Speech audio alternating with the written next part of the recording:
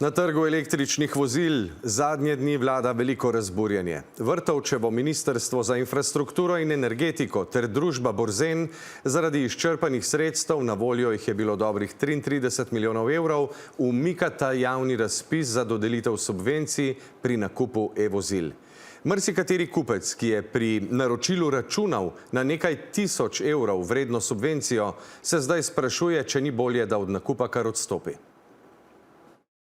Ja, najprej je bil ta prvi pomislek panika, dajmo probati to prekiniti, tudi če izgubimo aro avta, ampak nekako vseeno upam na to, vsaj zame, zato ker bom poskušala avto pridobiti prek podjetja, torej kot da je služben avto, da bo postopek vseeno lahko izpeljan, torej da dobim subvencijo. In ob tem še vedno nejasnih ostaja več stvari, denimo, kdo je sploh še upravičen do subvencije in kdaj, če sploh. Danica Jovanovič.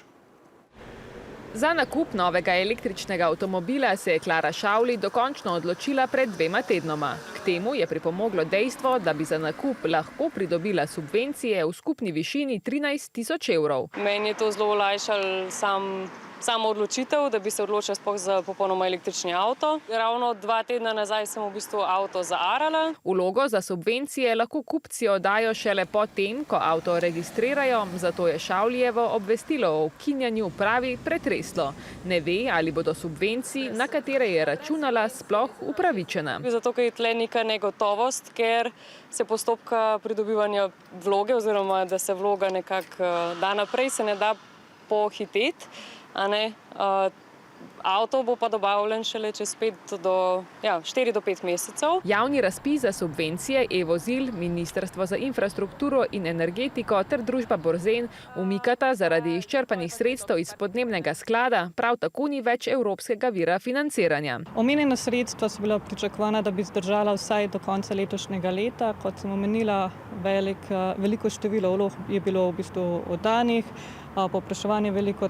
Razpis za zdaj ostaja odprt, koliko časa bo še tako na Borzenu, kjer upravljajo subvencijami, ne znajo napovedati. Na voljo je še približno 2 milijona sredstev za pravne osebe in cirka 5 milijonov za fizične osebe. Dejstvo, da se razpis zapira, občutijo tudi prodajalci električnih vozil. Ljudje sprašujejo za vozila, ki so naročena v proizvodnjo, predvsem, če je možna predčasna dobava vozil, in pa ljudje, ki imajo vozila naročena, ki so že v Sloveniji, da bi jih prevzeli v čim krajšem možnem času. Za zdaj neznan ostaja tudi odgovor na vprašanje, ali bo v prihodnje nov razpis. Tudi mi nimamo točnih podatkov. Lahko pa apeliramo na to oziroma usmerimo to, da v nadaljnje bojo po vsej verjetnosti veliko bolj usmerjena sredstva v infrastrukturo, torej v polnilno infrastrukturo.